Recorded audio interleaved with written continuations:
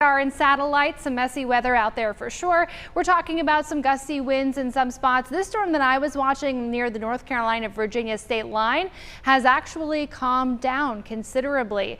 But as we're taking a look at this one, of course, that warned storm right now with those heavy downpours, a lot of thunder and lightning as well, and some of those strong winds. Winds are in excess of 60 miles an hour, and they've also got some quarter-size hail, according to the National Weather Service. So we could have some hail damage and some wind damage as well to trees and power lines. So good thing we were just talking about that story there. Some of the locations impacted in our forecast area and nearby will be Salisbury, Mocksville, China Grove, Spencer, Bermuda Run, and also Cleveland, Fork Church, Advance, and Mount Eula. So we're watching that very closely. We'll keep an eye on that all the way until that severe thunderstorm warning expires. Temperatures will be in the low 90s tomorrow with another chance for some showers and storms into the later part of the evening. 50% chance for showers and storms by 7 p.m.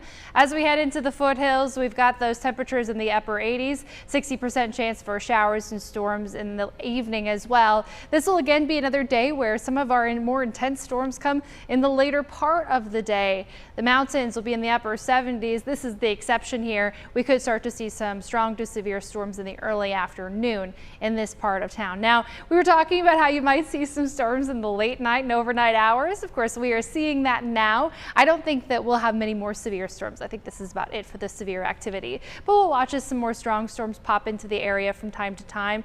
As we head into the overnight hours, I would definitely recommend that if you're not dealing with one of those storms right now, you should be tying down the yard furniture because of those strong winds. By tomorrow afternoon, we've got some more downpours and some chances for some strong to severe storms into the evening as well. Heavy downpours likely, and then as we head into the day on Sunday, a pretty big repeat of that event there, continuing on here with widespread shower and storm activity, those gusty winds possible, some hail as well, and you can see how widespread it is. Looks like some of that heaviest rain on Sunday will be along the North Carolina-Virginia state line, but all around the area dealing with that thunderstorm threat.